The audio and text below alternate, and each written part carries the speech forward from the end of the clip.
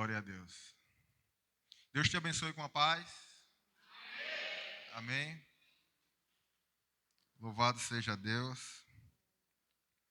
Estou feliz de estar aqui. Vida Nova, Manguaguá.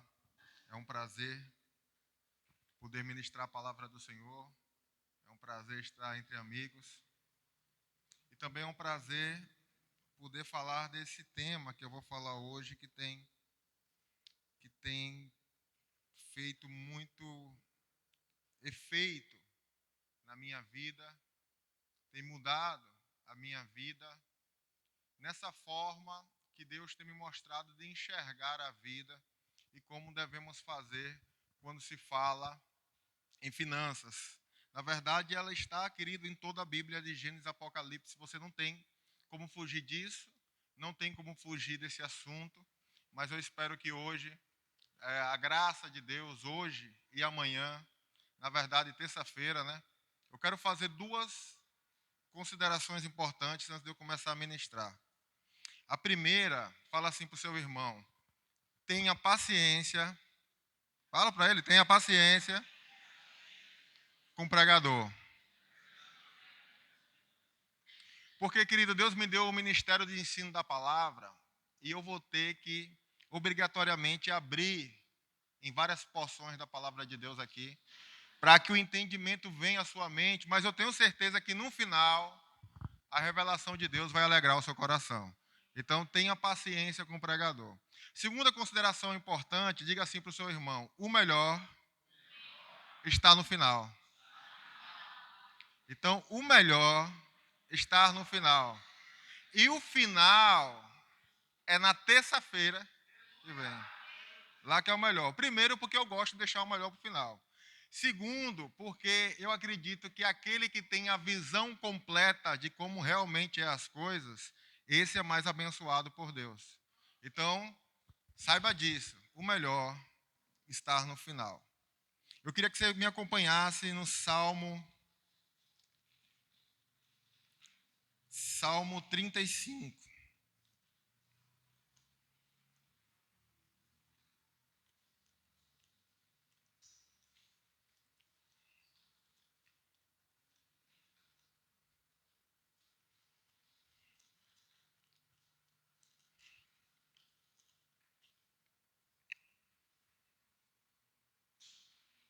Salmo 35, verso 27.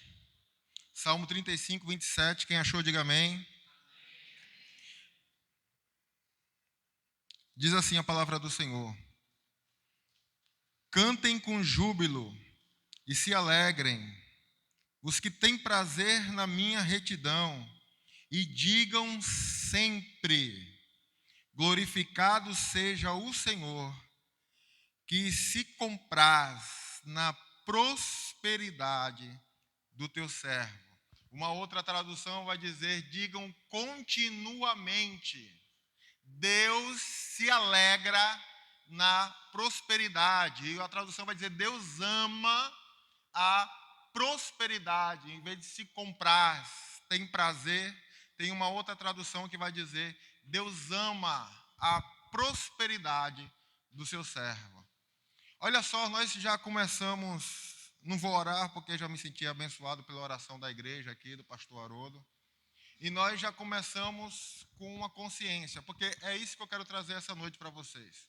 Uma consciência de você fazer o certo, de ter o entendimento certo, fazer o certo e da forma certa. Ter o entendimento certo, fazer o certo e da forma certa. Então, é essa a minha esperança hoje no coração de trazer isso para vocês, essa consciência, para que você possa realmente viver a bênção de Deus sobre a sua vida. A primeira coisa, Deus tem alegria em nos prosperar. É isso que o salmista está dizendo.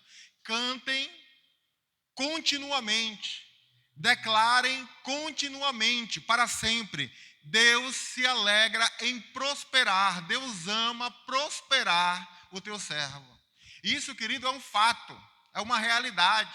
Deus, o Deus que eu conheço, é um Deus que não muda. É o Deus que era, é o Deus que é e é o Deus que continua sendo o mesmo. Não há variação de mudança. E o Deus de hoje é o Deus que se alegra em fazer o servo dele prosperar. Então isso é motivo de alegrar o nosso coração, de saber que Deus quer nos ver prosperar. Jeremias 29, até no meio da tribulação, do cativeiro, o texto que o pastor leu aqui, Deus está dizendo, continue semeando, crescendo, multiplicando. Por quê? Porque a alegria em Deus está em ver os seus servos prosperar. Então você vai perceber isso aqui. E a pergunta que fica no ar é, pastor, se a alegria de Deus, o amor de Deus é me fazer prosperar, por que eu não prospero? Por que as coisas não andam? Por que não acontece? Aí eu queria que você viesse comigo em João, 1 João, capítulo 3, porque tem um conselho de Deus lá para você. 1 João, capítulo 3. Eu vou correr, querido, um pouco em alguns momentos, porque eu precisaria de uns 5 dias para ministrar o que eu vou ministrar para vocês. Então, eu estou deixando Deus me guiar. Eu não iria entrar em Salmos e não iria entrar nesse assunto, mas por causa de algumas palavras que o pastor ministrou aqui na hora da oração, o Espírito Santo tocou e me fez levar e iniciar por aqui. Não fazia parte dos meus planos iniciar por aqui, mas eu tenho certeza que Deus está direcionando todas as coisas, e eu sei que isso vai alcançar a vida de alguém. E eu estou com vocês em 3 João, as cartas que João escreveu, lá no finalzinho, perto do Apocalipse. 3 João, capítulo 3. 3 João não tem capítulo, é o único capítulo, né? Versículo 2, se eu não me engano.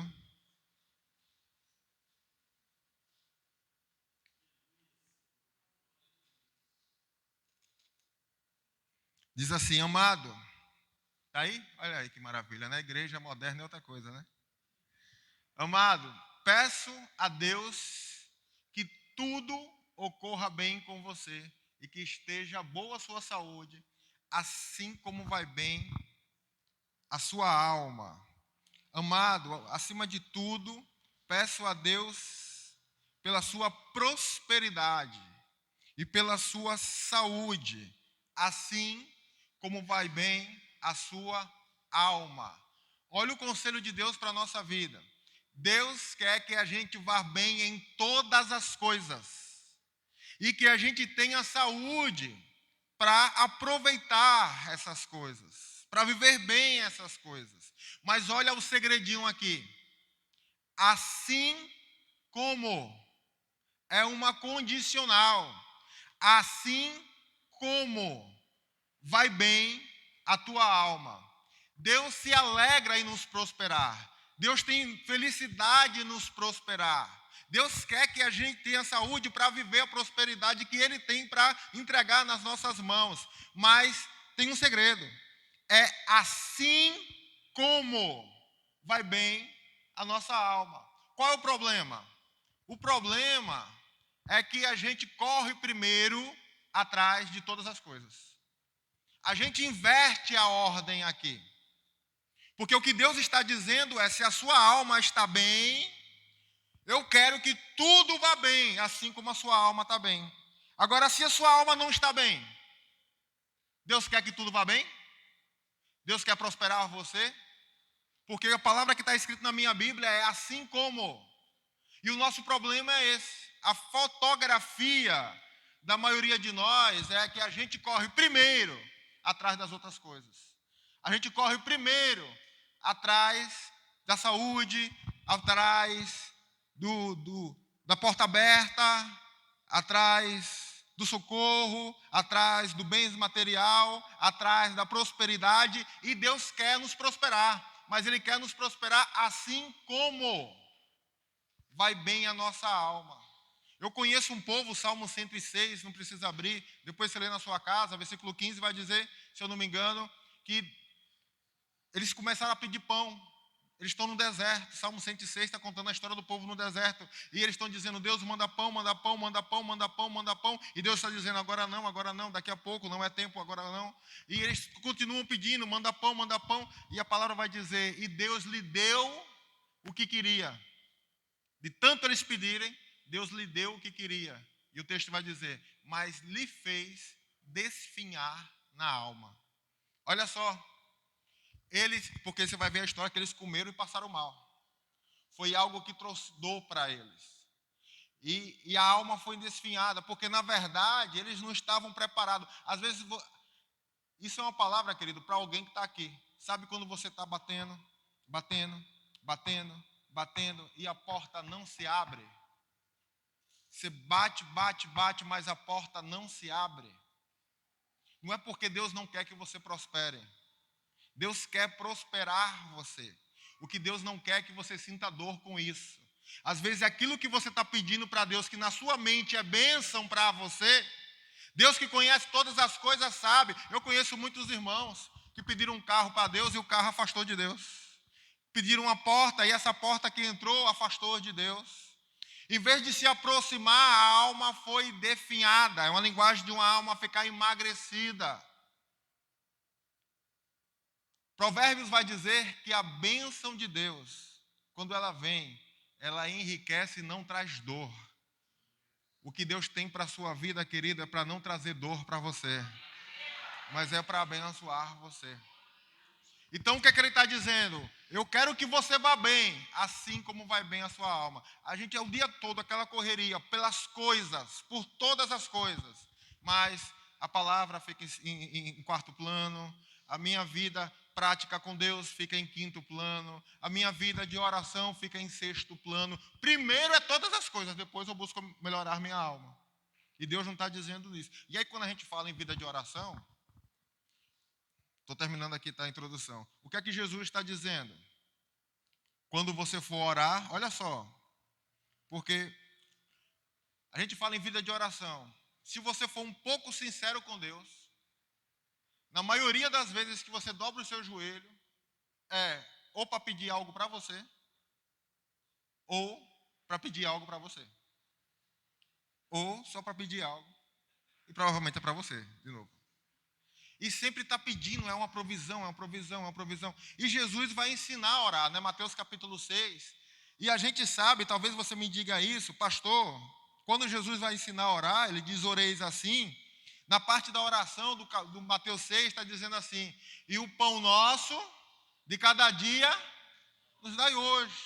É o pão, é a comida, é essa necessidade que eu tenho suprida. E Jesus está dizendo, quando for orar, ore assim. É o pão. E não tem problema de você orar pelo pão. Não tem problema de você orar para Deus suprir. Agora, quando eu paro com calma para ler, eu percebo que existe um pouco de uma contradição. Porque Mateus 6, versículo 10, Jesus está dizendo, venha o teu reino, faça a tua vontade. E o 11, o pão nosso de cada dia nos dai hoje.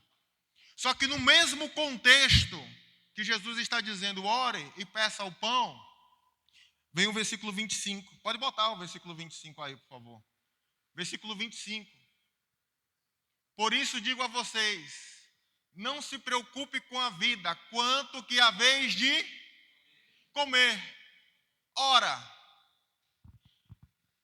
se Jesus estivesse, na verdade, falando para você pedir pão, para que ele ia falar para você, não se preocupe com o que comer? Se Jesus estivesse ensinando a quando você abrir a sua boca, você pedir pão, porque eu estou trazendo essa palavra agora, porque o pastor orou quando estava aqui em cima, ele disse, tem coisas que Deus vai fazer e não precisa pedir. E não precisa nem pedir. E quando você vai ver Jesus continuando o seu ensinamento no mesmo contexto da oração, ele vai dizer o versículo 25, porque eu vos digo, não andeis preocupados, ansiosos, com o que haveis de comer, beber ou vestir, nem pelo vosso corpo, pelo que haveis de vestir, não é a vida mais do que um alimento e o corpo mais do que a veste. Aí ele vai dizer, observai as aves do céu. Você conhece todo o contexto? Observai as aves dos céus, o lírio, as aves não semeiam, não colhem, não plantam, mas o Pai que está nos céus a alimenta.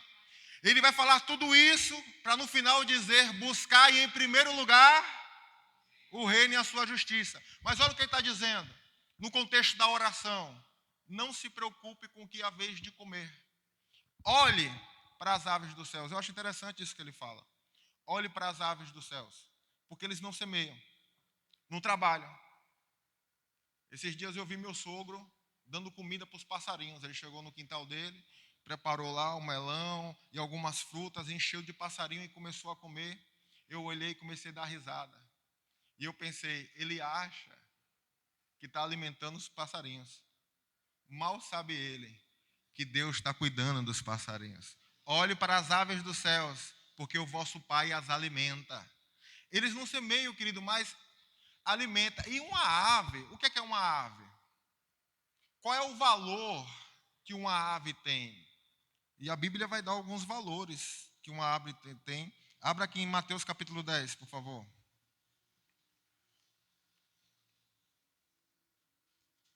Vou voltar no Pão Nosso, tá? Só um minutinho. Mateus capítulo 10.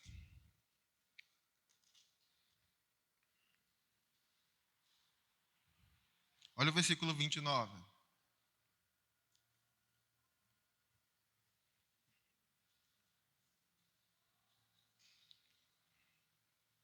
Não tem mais o que mata um corpo e não podem, versículo 29, perdão. Não se vendem 2 passarinhos por um ases ou por um cetil, depende da tradução. E nenhum deles cairá por terra sem consentimento do vosso Pai. Porquanto vós outros, até os cabelos da cabeça estão contados.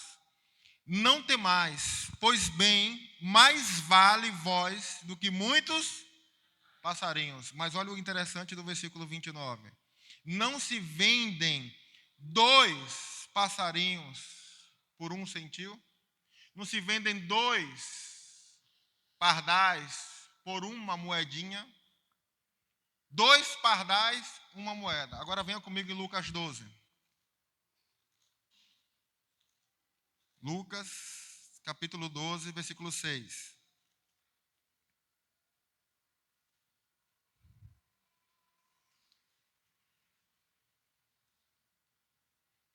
Não se vendem 5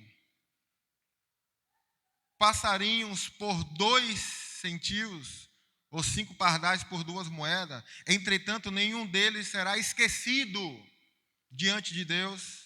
Até o cabelo da sua cabeça estão todos contados. Não temais, por bem vale a sua vida do que muitos passarinhos. Olha só, em Mateus, ele está dizendo assim, não se vendem, qual é o valor de um passarinho? Não se vendem 2 passarinhos por uma moeda. Ora, se 2 passarinhos, pastor Haroldo, você que é bom de matemática, se 2 passarinhos valem uma moeda, 2 moedas compra 4 passarinhos. Mas olha o que Lucas está dizendo, versículo 6. Não se vendem quantos? 5. Se um compra 2, 2 moedas compra 4. Mas o que é que está acontecendo aqui?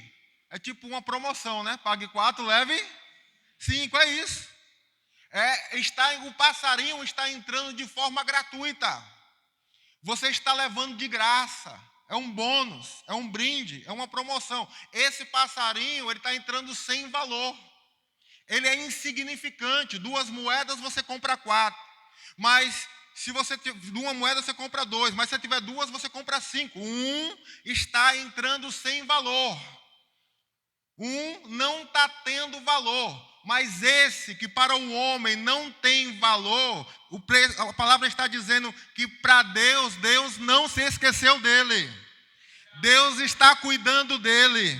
Deus lembrou dele e a palavra vai dizer, não vale mais vós do que muitos passarinhos. Querido, você não foi comprado por uma moeda nem por 2. Você não foi comprado nem por ouro, nem por prata. Você foi comprado pelo precioso sangue do Filho de Deus. Foi o sangue que te comprou. O sangue do Filho de Deus. Aleluia.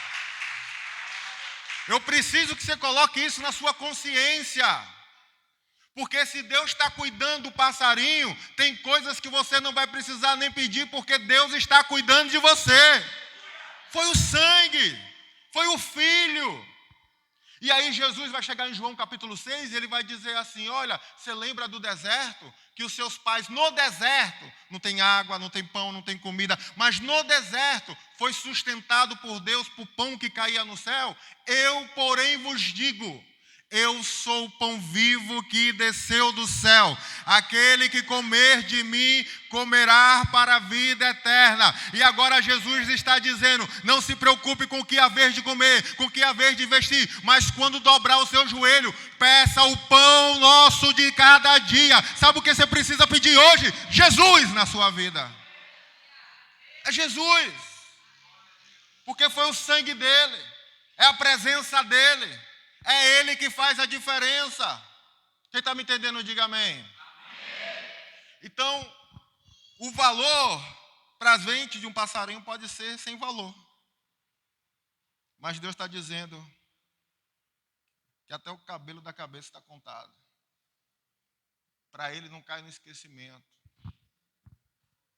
Nós fomos comprados. E nós precisamos entender essa ideia de compra, essa ideia de propriedade. É por isso que eu venho com vocês em Malaquias capítulo 10. Malaquias capítulo 10.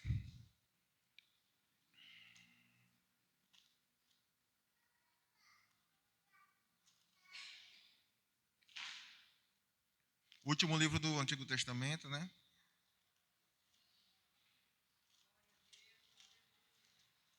Põe aí, não vou nem abrir a minha Bíblia. Malaquias, perdão, capítulo 3, versículo 10. Malaquias não tem capítulo 10, né? Malaquias 3, 10. Um texto famoso, né? Tragam todos os dízimos à casa do tesouro, para que haja mantimento da minha casa. Põe a minha prova, nisto diz o Senhor. Em outra tradução vai dizer, faça prova de mim, diz o Senhor. Se eu, diz o Senhor dos Exércitos, se eu não abrir as janelas dos céus e não derramar sobre vós bênção sem medida. Agora, quando Deus está falando isso, traga dízimo à casa do tesouro e faça prova de mim. O assunto que Deus está tratando aqui, queridos, é um assunto de propriedade, porque ele vai falar nos versículos anteriores, versículo 8, por exemplo, roubará o que o homem a Deus? Porque quando fala em roubará, e aqui eu quero que você grave algumas coisas, que no final eu vou usar isso aqui. Deus está falando no versículo 10, trazei o dízimo à casa do tesouro, para que haja mantimento da minha casa. Da minha casa. Diga, fala com você mesmo, minha casa. Da minha casa. E faça prova de mim. Diga, eu vou fazer prova de Deus. Se eu não vos abrir a janela dos céus, diga, janelas dos céus. Fala assim, portas dos céus. Fale assim, casa de Deus. Diga assim, prova de Deus. Pronto, fica isso no seu coração. Que assunto é esse que Deus está dizendo? Deus está falando de propriedade, porque o versículo 8 vai dizer, em que roubará o homem a Deus? Se não nos dízimos e nas ofertas. E roubar é algo que só acontece se você tomar algo que é de outra pessoa.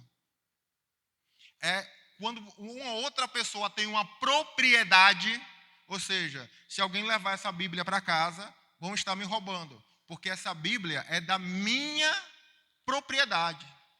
É minha propriedade. E sabe qual é o nosso problema de às vezes não conseguir entender o que Deus tem para a nossa vida? Por não entender às vezes a palavra de Deus, porque às vezes é porque nós somos brasileiros. E nós temos um sério problema de cultura. Porque a Bíblia foi escrita dentro de uma determinada cultura. E se você quer entender, você tem que entrar nessa cultura para você entender claramente o que é que Deus está dizendo. Como, por exemplo, para nós, a palavra Senhor, o que é a palavra Senhor para nós, brasileiros? A palavra Senhor para nós é um pronome de tratamento. Eu chamo de Senhor alguém que tem uma idade mais avançada, eu chamo de Senhor, de senhora, um pronome que eu trato alguém com respeito, é um pronome de tratamento. Mas Senhor na Bíblia não é pronome de tratamento. Senhor na Bíblia é um substantivo que indica alguém que tem uma posse absoluta. Alguém que possui uma posse absoluta de coisas e de pessoas. Senhor na Bíblia, é por isso que o tempo todo você vai ver senhor e servo. E a tradução no original de servo é escravo. É escravo. Doulos. É o que está escrito no original. Então, senhor na Bíblia é aquele que é dono de uma pessoa. Ele é dono de coisas e ele é dono de pessoas. Só que na nossa cultura não é assim. Então a gente tem dificuldade de entender algumas coisas. Então quando a gente vai para a cultura judaica, e você vai ler lá Êxodo, por exemplo, você vai ver que como é que uma pessoa virava escrava. Como é que uma pessoa virava escrava? Ela virava escrava por dívida. Ela contraía uma dívida e ela virava escrava. Se um hebreu... Eu preciso de 2 homens aqui. 2 homens corajosos. Vai, pode vir. Isso. Vem para cá, sobe aqui. Glória a Deus, 2 homens corajosos. Você pode aplaudir o Senhor por 2 homens corajosos aqui. Aleluia. Não, mas eu preciso de vocês separados. Olha só. Se ele é hebreu e ele é hebreu, eu tenho aqui fulano e ciclano, tá? Para não ligar o nome da pessoa. Se fulano e ciclano são hebreus, e fulano contrai uma dívida com ciclano, se os 2 são hebreus, ele vai servir ciclano por 7 anos. E depois de 7 anos, ele vai ser obrigado a libertar ele. Por quê, pastor? Porque assim disse o Senhor. Sou tudo hebreu, ele segue a palavra de Deus. E Deus falou, passou 7 anos, liberta. Agora, se não for hebreu, se for de outro povo, e fulano fez uma dívida com ciclano, e ele não consegue pagar, o que é que acontece?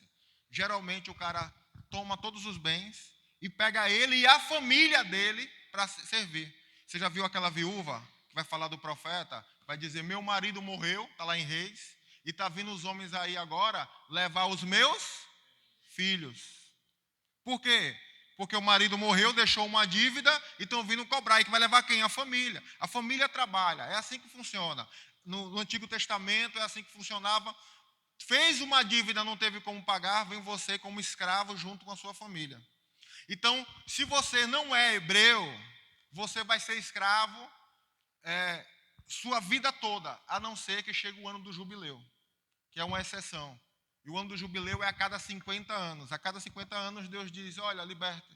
Agora, me imagine se o ano do jubileu foi ano passado. E ele fez uma dívida com fulano. Vai estar livre daqui a 49 anos, hein? Glória a Deus. Acabou a vida do irmão. Queridos, olha só. Ele pegou dinheiro emprestado com fulano. Não teve como pagar. Aí, o que é que a Bíblia diz?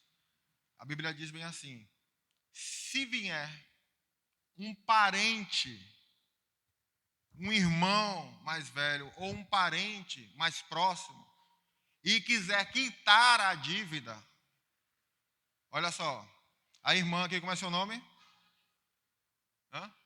Vanessa. Vanessa tem um carro. Ela me devia, eu fiquei com o carro. Aí chegou o tio dela. O tio dela quer comprar o carro de volta. Se eu não quiser vender, eu posso não vender, sim ou não? Sim, eu posso não vender. O carro é meu. Mas na palavra de Deus não acontece isso.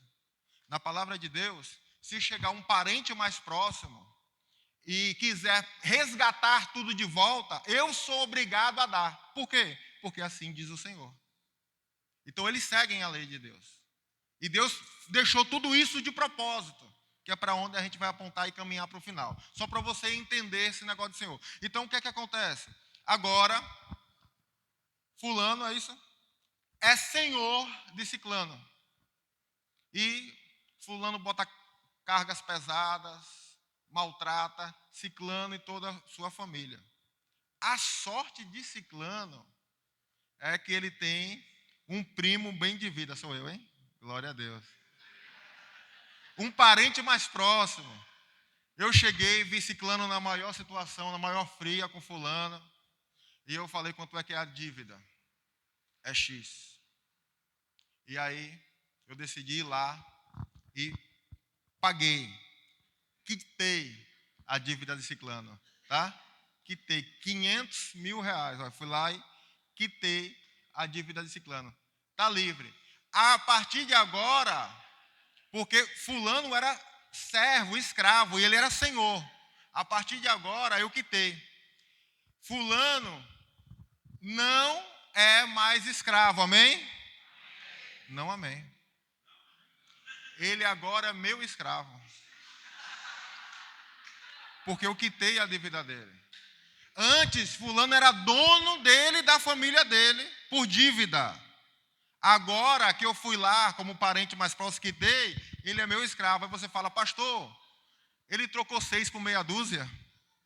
Não, querido. Qual é a diferença? A diferença é que aqui na mão dele, ele e a família dele estavam sofrendo.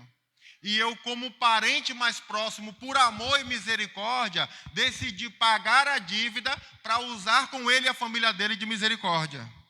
Para ser bom com ele. Valeu a pena, sim ou não? Foi isso que Jesus fez conosco. Nós estávamos acorrentados sobre o domínio de Satanás. Salmo 49, a dívida do homem é caríssima, nenhum tesouro pode pagar essa dívida. E aí Jesus se fez, por isso a encarnação. O verbo se fez carne para ser um semelhante, um parente, alguém mais próximo. E na nossa forma, na nossa imagem, ele sendo Deus, não teve por usurpação ser igual a Deus, mas se esvaziou para se achar em forma de homem. E na nossa forma, na nossa imagem, veio e pagou o preço de cruz. Riscou a dívida de acusação que era contra você, cravou na cruz com ele mesmo, despojou o principado e potestade, arrancou das trevas e trouxe para a luz. Foi isso que Deus fez. E agora, qual é a questão? Estou livre que nem ele? Não. Agora, eu tenho um Senhor sobre a minha vida. Quem está entendendo, diga amém. Você pode aplaudir por esses dois? Obrigado. Deus abençoe. Olha só. Agora eu tenho um Senhor. Alguém que é dono da minha vida. Alguém que é o meu dono. É por isso que o apóstolo Pedro vai dizer, não foste com ouro nem prata, que fostes comprado. Olha a linguagem. É uma transação comercial, houve uma compra. Um preço foi pago por você.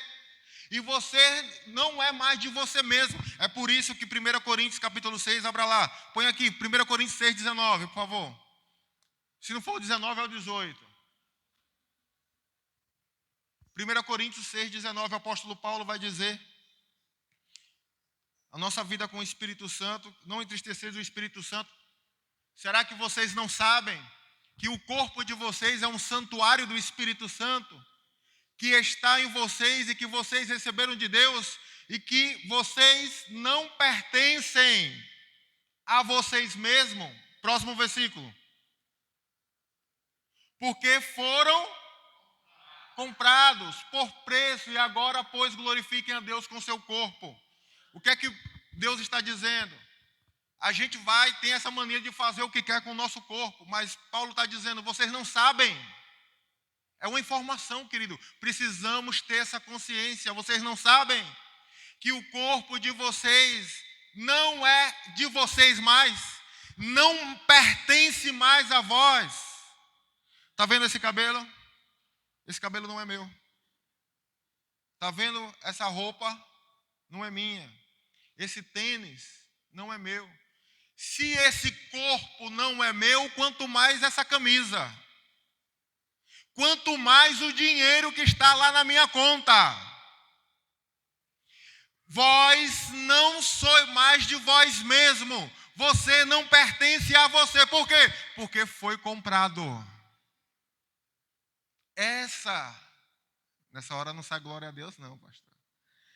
Essa é a consciência. Como é que a pessoa é salva? Já vou ministrar a bênção de Deus. Vou chegar lá. Fala para o seu irmão, tenha paciência com o pregador. Falei que você precisava ter paciência. Porque se eu não trouxer esses princípios para você, não vai adiantar eu trazer a essência, o filé, a cereja do bolo, se você não entender o que está por trás de tudo. Quem está entendendo, diga amém. Amém. Então, olha só, deixa eu ver quanto tempo eu tenho, meu Deus. Olha, como é que é? Até meia-noite? Olha, o irmão ali já me deu 3 horas, quer me dar mais 2, para eu pelo menos chegar na metade, já me deu 2, pronto. Queridos, o que é que a palavra de Deus está dizendo? Nós fomos comprados, perdi até o raciocínio, o que é que eu estava falando mesmo?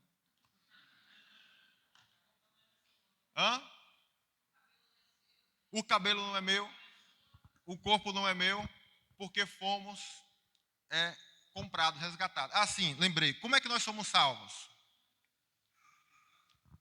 Como é que você faz para ser salvo? Romanos 10:9.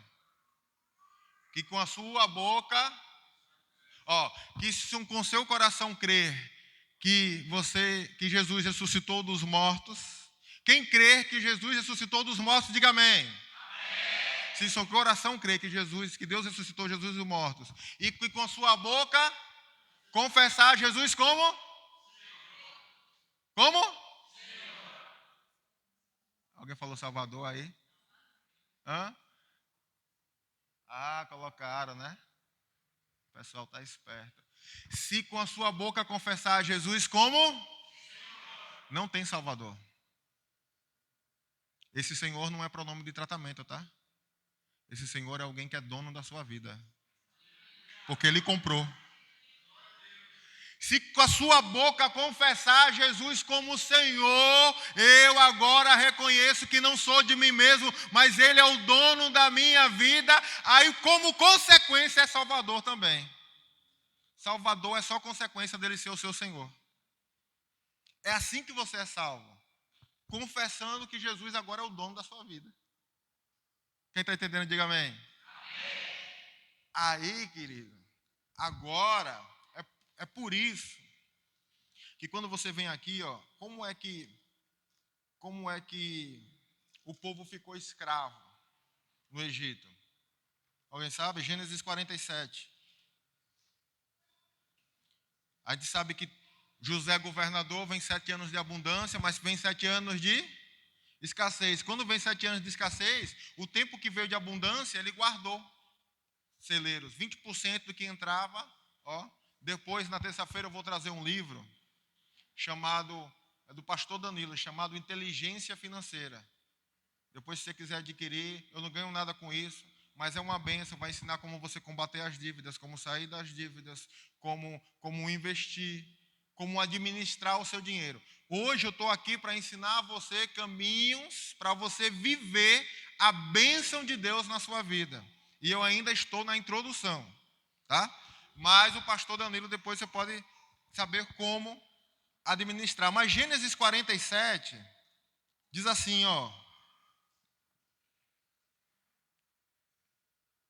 diz que José, era só um versículo que eu queria ler.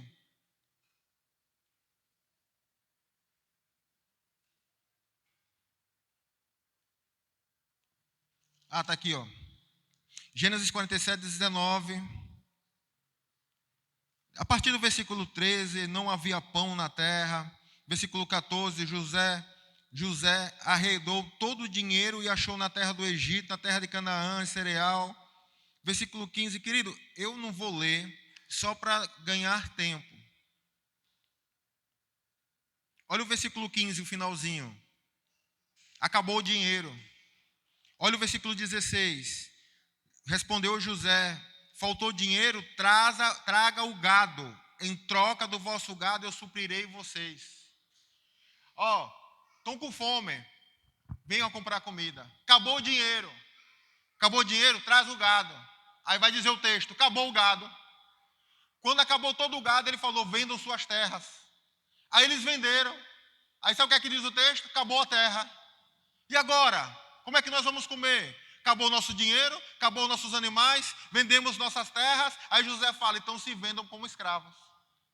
Se vendam para trabalhar. E é assim que a terra do Egito e toda a circunvizinhança vira escravo e o Egito enriquece. E agora eles viram escravos. E quando eles viram escravos, lá pelo versículo 20,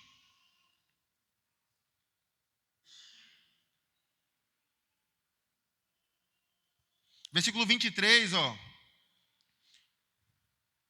então disse José ao povo: eis que hoje comprei a vós e as vossas terras para Faraó, tende semente, semei a terra, da colheita, dareis o quinto a Faraó, das 4 partes da vossa, que serão vossas, para a semente do campo, para vosso mantimento, para as vossas casas. E olha o versículo 25, eu queria que você se atentasse no versículo 25. E eles disseram: o Senhor salvou a nossa vida, que possamos alcançar favor diante do Senhor, e seremos escravos do Faraó. Em outra tradução vai dizer: bem o Senhor nos fez. Porque o que é que acontece? Eles viraram escravos, iam morrer de fome. Ele e a família dele. Aí José disse: se vende como escravo. Aí eles se venderam. Aí José falou assim: olha, a partir de agora eu vou dar terra para vocês, vou dar semente, vocês vão semear, mas tudo que vocês colherem, 20% é de Faraó. Porque vocês são dele, a terra é dele, tudo é dele, 20% é de Faraó. Quem topa? Se fosse você, aqui de Mongaguá, é a época da fome, só o prefeito tem comida, você vendeu tudo que tinha e você se vendeu como escravo. Aí agora, o prefeito está dizendo para você: olha, eu vou lhe dar terra, vou lhe dar casa, você vai ter onde morar, onde comer. E eu vou lhe dar maneira de você produzir. Você fique com tudo que você produzir, mas 20% é meu. Quem topa, diga amém. Quem prefere morrer com fome, diga amém. Quem topa de ficar com 80% do que produzir e dar 20%, diga amém. Quem está feliz de dar 20% e ficar com 80%, diga amém. Quem prefere morrer, diga amém. Quem está feliz de ficar com 80% e dar 20%, diga amém. Amém. Foi isso que aconteceu com eles. O Faraó comprou, eles disseram: olha, vou dar tudo para vocês, só peço que vocês me dêem 20%. Eles falam: o Senhor nos salvou, nos deu a vida, glória a Deus, o que é 20%? Quem topava e dá 20%, diga amém. Então por que você não dá 10%?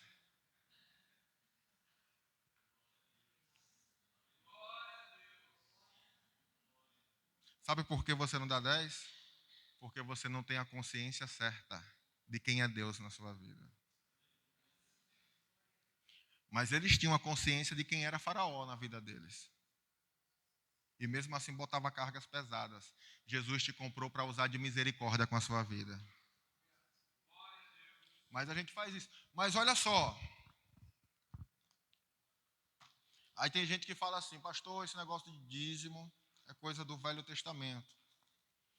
Você vai ver Mateus 23, quando Jesus chega para os fariseus e diz assim: olha, vocês dão dízimo do coentro, da hortelã, desses alimentos aí, mas vocês esquecem do mais importante, a justiça, a misericórdia, a fé. Olha lá, dão dízimo do cominho, da hortelã.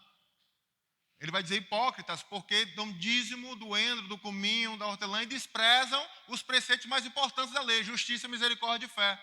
Mas vocês deviam fazer estas coisas. Que coisas? Dar dízimo do coentro, do moinho, da hortelã, sem se esquecer, sem omitir aquelas, a justiça e misericórdia da fé. Pela primeira vez, porque o tempo todo Jesus está falando para esses fariseus o seguinte: que eles estão fazendo a coisa certa do jeito errado. Olha, vocês oram, Mateus capítulo 6. Mas vocês oram, é certo orar, mas vocês oram do jeito errado. Pessoal, quando vocês forem orar, não orem como eles não, que ficam se aparecendo. Eles dão esmola, é certo dar esmola. Mas quando eles dão a esmola, eles dão para se aparecer do jeito errado. Pessoal, quando der esmola, que a sua mão direita não sabe o que fez a esquerda. O tempo todo, Jesus está dizendo que eles estão fazendo as coisas certas, mas do jeito errado. Só que aqui, Jesus está dizendo que ele está fazendo a coisa certa e diz, vocês devem fazer isso. Só não pode esquecer daquelas outras. Pela primeira vez, Jesus está dizendo, realmente vocês estão fazendo a coisa certa. Dando dízimo. Isso aqui está no Novo Testamento. Mas eu gosto mesmo, querido, e eu estou indo para o final aqui, de Hebreus capítulo 7. Venha comigo.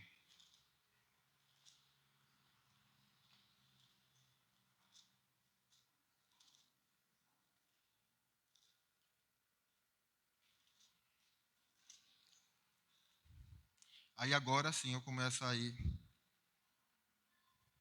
para as revelações. Hebreus capítulo 7, versículo 1.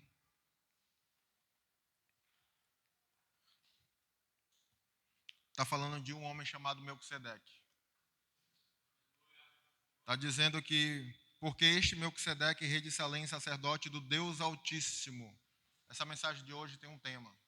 O tema é a bênção do Deus Altíssimo. Porque esse Melquisedeque, rei de Salém, sacerdote do Deus Altíssimo, veio ao encontro de Abraão, quando ele voltava da matança dos reis e o abençoou. Porque também Abraão separou o dízimo de tudo, primeiramente, por intermédio de Melquisedeque. Olha o versículo 4, para a gente adiantar. Considerai, pois, agora como era grande esse a quem Abraão, patriarca, pagou o dízimo, tirado dos melhores despojos. Ora, entre os filhos de Levi, recebem um sacerdócio e tem o mandamento de recolher, de acordo com a lei, os dízimos do povo, dentre os seus irmãos, embora tenha descendido de Abraão. Versículo 6. Entretanto, aquele cuja genealogia não é contada, recebeu dízimos de Abraão e abençoou o que tinha promessa. Versículo 7. Evidentemente, fora de qualquer dúvida, o menor é abençoado pelo maior. 8. Aliás, aqui são homens mortais que recebem dízimos. Porém, ali, aquele que vive para sempre. Deixa eu falar uma coisa para você. O que é que está contando toda essa história aqui? Está contando a primeira vez que aparece dízimo na Bíblia. A primeira vez que aparece dízimo na Bíblia. E eu vou ler o versículo 9 só para não ter que voltar mais aqui, tá? O 9 diz: por se assim dizer, também Levi, que recebe dízimos, pagou na pessoa de Abraão, porque aquele que ainda não tinha sido gerado por seu pai, quando Melquisedeque saiu ao encontro dele. Eu vou explicar o que está acontecendo aqui. Gênesis capítulo 14. Abra lá. Eu falei para vocês terem paciência, tá? Gênesis 14.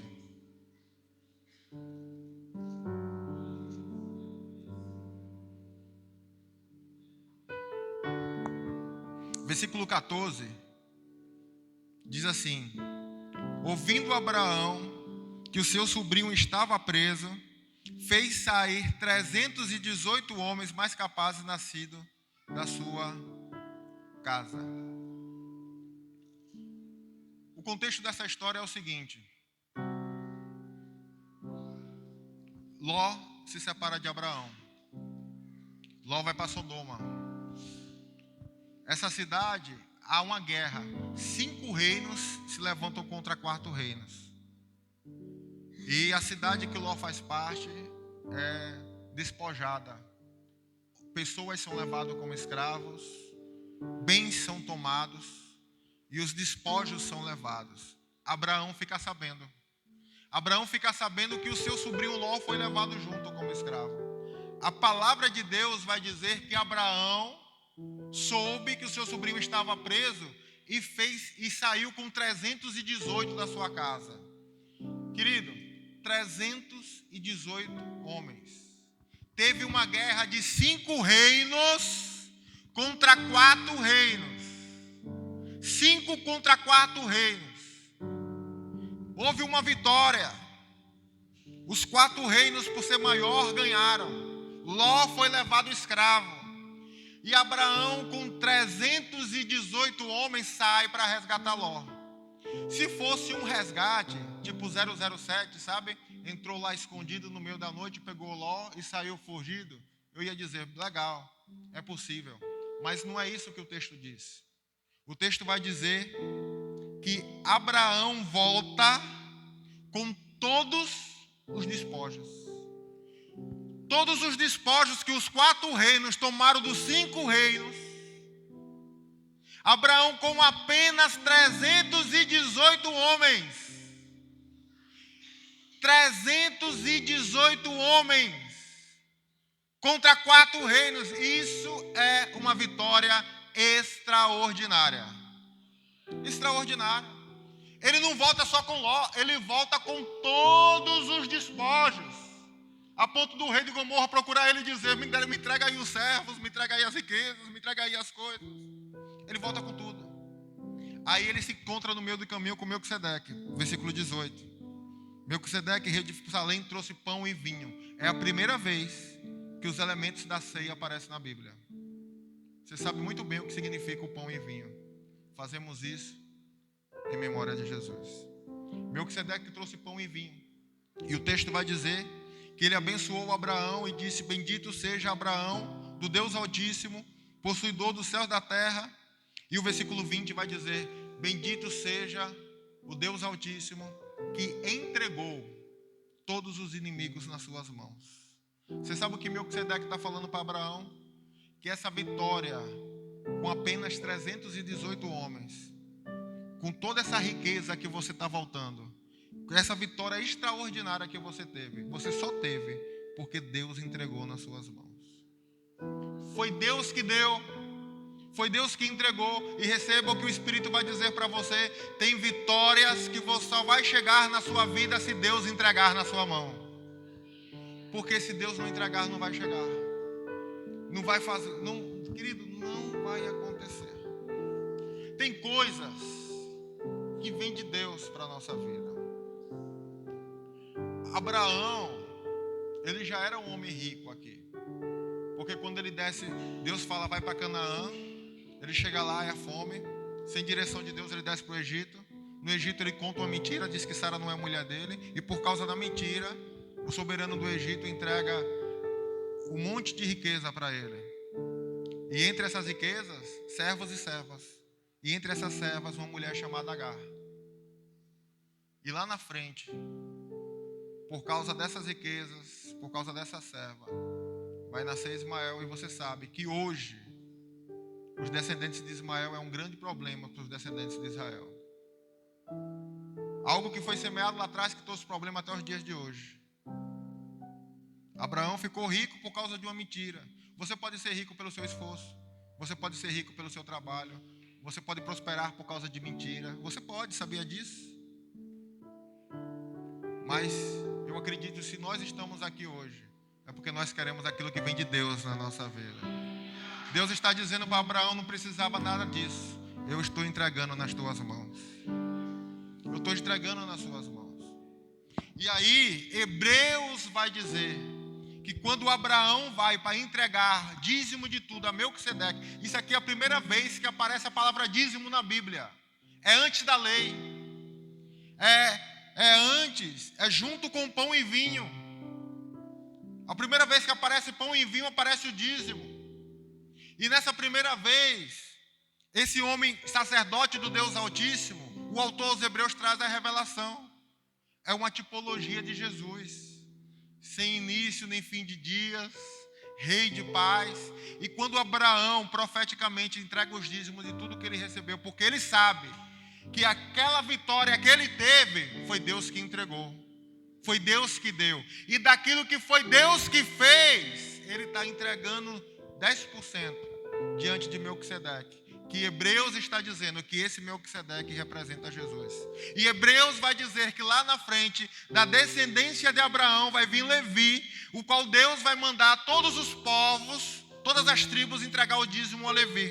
Mas que no momento que Abraão entregou, ali já representava Levi, que recebia dízimo do povo, pagando o dízimo para Melquisedeque. E Melquisedeque representa hoje aquele que vive para sempre. Você sabe o que é que isso significa? Uma transferência dos dízimos da primeira aliança para os dízimos da nova aliança. Uma transferência, querido. Essa é a primeira vez que aparece dízimo na Bíblia. Sabe qual é a segunda vez que aparece dízimo na Bíblia? Gênesis 28. Eu termino aqui, ó. Também antes da lei. Gênesis 28.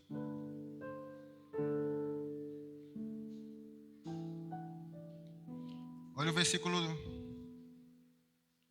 17.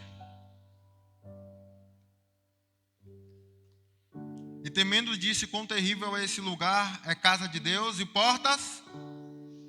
É casa de Deus e portas? Casa de Deus e portas? Casa de Deus e portas?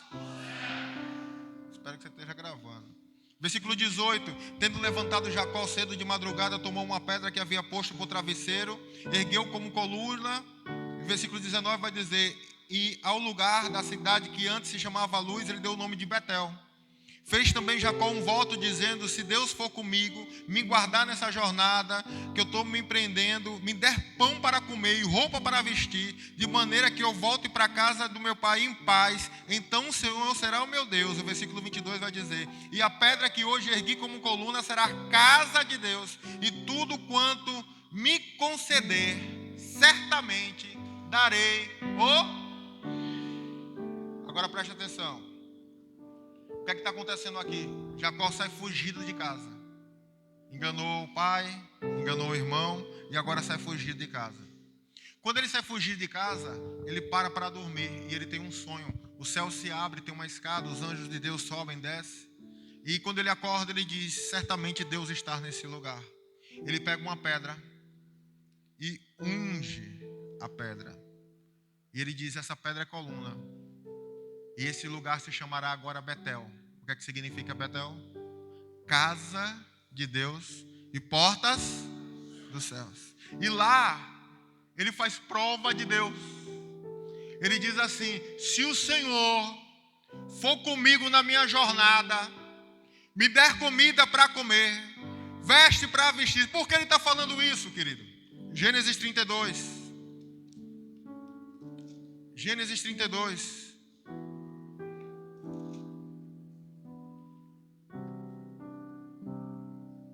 Versículo 10. Gênesis 32, 10.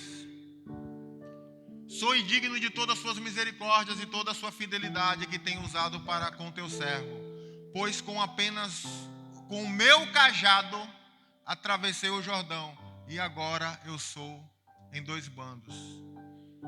Gênesis 28, Jacó acabou de fugir. E ele chega naquele lugar, Deus tem um encontro com ele, e ele diz: Deus está aqui. Esse lugar não é outro senão casa de Deus, porta dos céus. E ele diz: Senhor, se o Senhor for comigo na minha jornada. Por quê? Porque ele está fugindo de casa. Ele não tem dinheiro no bolso. A única coisa que ele tem, ele diz, é um cajado. Ele saiu de casa só com um cajado, sem saber qual seria o dia de amanhã, sem saber o que ia acontecer com a vida dele, sem saber como é que ele ia comer, o que é que ia ser, sem destino. Ele sai só com um cajado na mão. Mas ele tem um encontro com Deus. Ele diz: Deus, se o Senhor for comigo, aí ele fazendo prova de Deus, certamente darei o dízimo de tudo. E lá na frente, quando os anos se passa mais de 20 anos, ele está voltando porque ele disse: se o Senhor for comigo, me der comida para beber, veste para vestir, e eu tornar em paz para minha casa, certamente darei o dízimo. E agora ele está voltando para se encontrar com o irmão. É o momento que o irmão vai perdoar ele. E quando ele está voltando, ele diz: eu me lembro, quando eu saí de lá eu só tinha um cajado, mas agora ele tem tanta riqueza que ele divide em dois. Ele manda um presentinho de mais de 500 cabeças de gado para o irmão na frente, porque agora Deus prosperou ele. Deus prosperou ele. Querido, Malaquias vai dizer: traga os dízimos à casa do tesouro. Hebreus vai dizer: certamente, o maior abençoa o menor. Antes, davam dízimo a homem que morre. Hoje, dizimamos para aquele que vive para sempre. Jacó vai ungir a pedra. Você sabe o que é a pedra na Bíblia? A pedra que os edificadores rejeitavam. A pedra que caiu dos céus, encheu toda a terra. Sobre essa pedra edificarei a minha igreja. Você sabe o que é a pedra ungida? Ele unge a pedra. Você sabe o que é a pedra ungida na Bíblia? E ele chama essa pedra de casa de Deus e portas dos céus. E ele faz prova do Senhor. E lá na frente, na vida dele, ele vai dizer: Senhor, não sou digno de toda a sua fidelidade. Aleluia. Eu queria que você se colocasse de pé.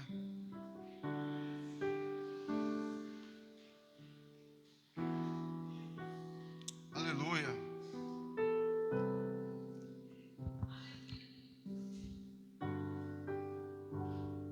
Eu me lembro quando me converti. Eu não sou daqui, sou de Aracaju, né? Assim que eu vim pra cá, na mesma semana eu casei.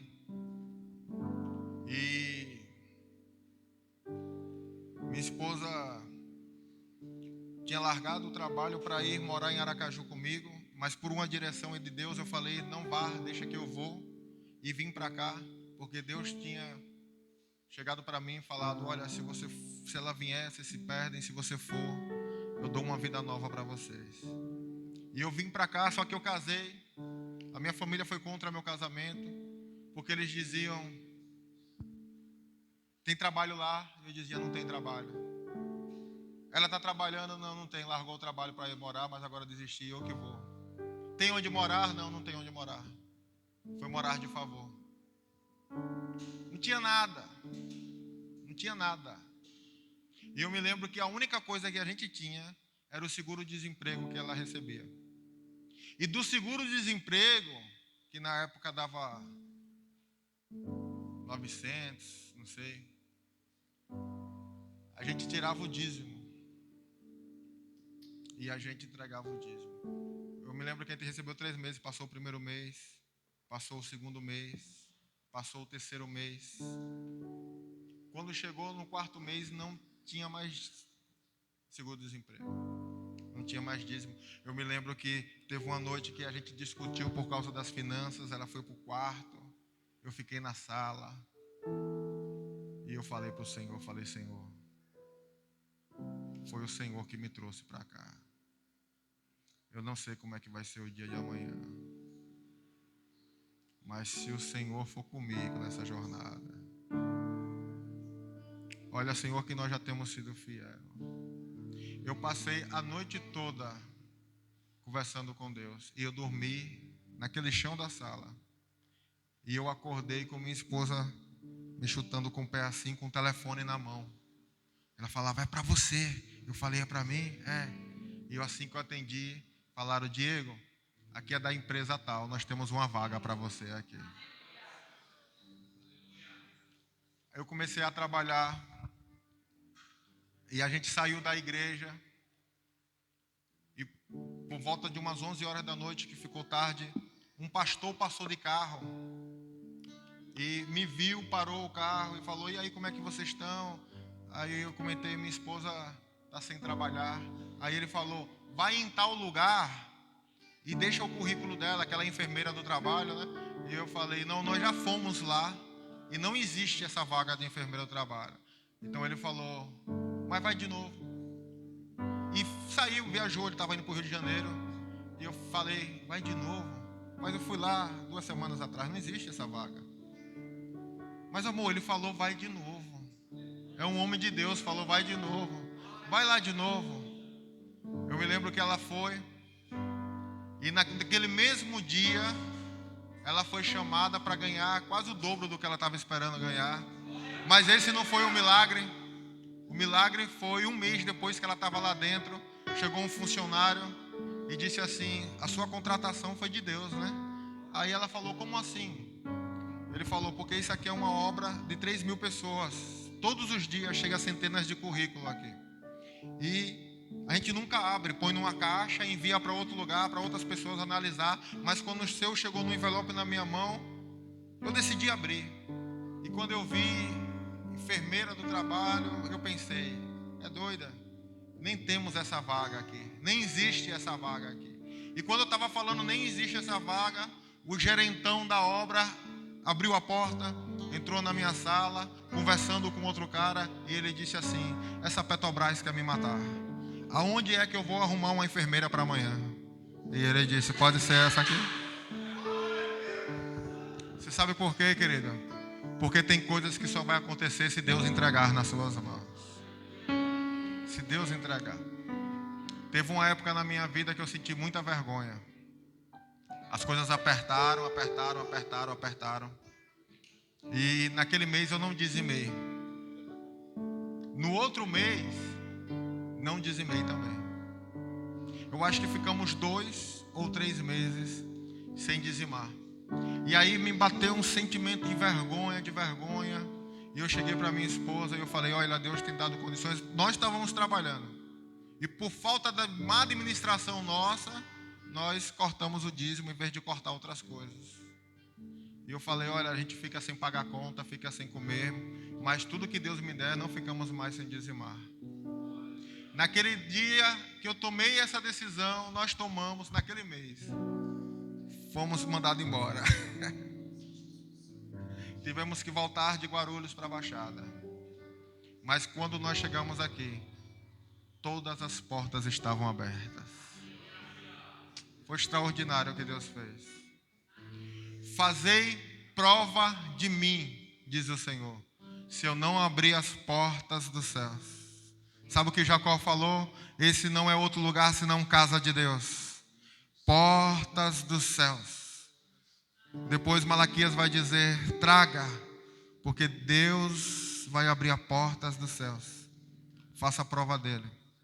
Tem bênção, querido, que tem medida. Vou ministrar sobre isso depois. Mas o dízimo é uma bênção que não tem medida. Ela vai acompanhar você enquanto você viver. Tem pessoas que só dizimam porque dizimam. Tem pessoas que só tomam ceia porque todo mundo está tomando. Tem outros que tomam ceia porque sabem o que foi que Jesus fez por mim. E tem outros que dizimam porque sabem quem é Deus na minha vida. Eu queria que hoje você criasse a consciência certa, o entendimento certo e fizesse do jeito certo. E com certeza a bênção do Deus Altíssimo estará sobre a sua vida. Eu queria orar por você.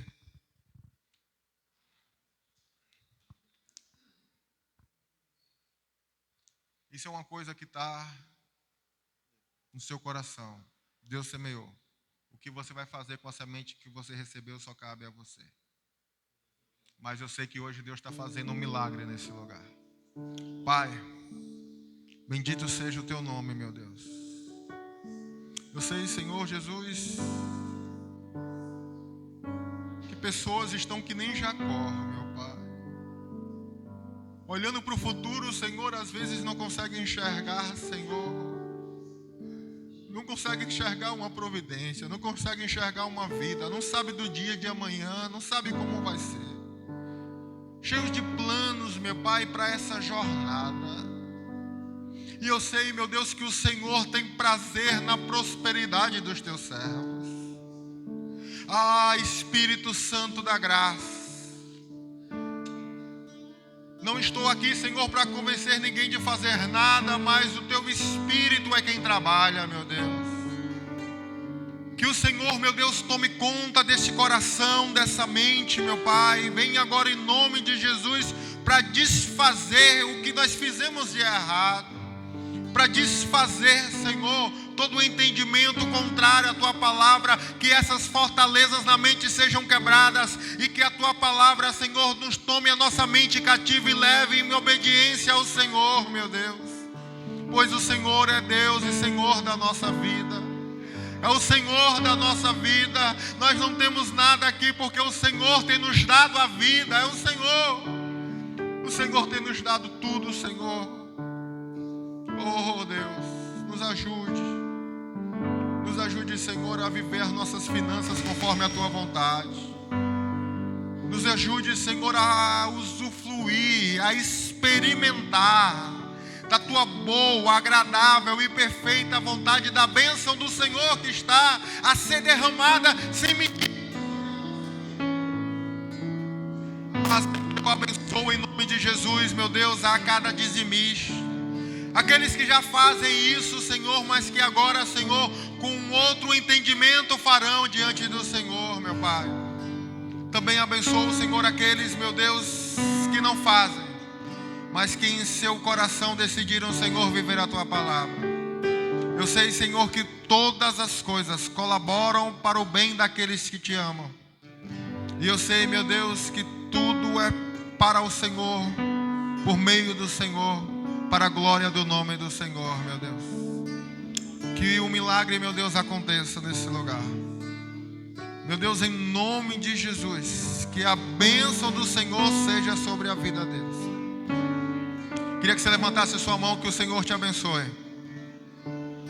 Que em nome de Jesus, sumo sacerdote do Deus Altíssimo, que o Senhor abençoe todas as vezes que fazer prova do Senhor na casa do Senhor, as portas do céu se abrirão, diz o Senhor.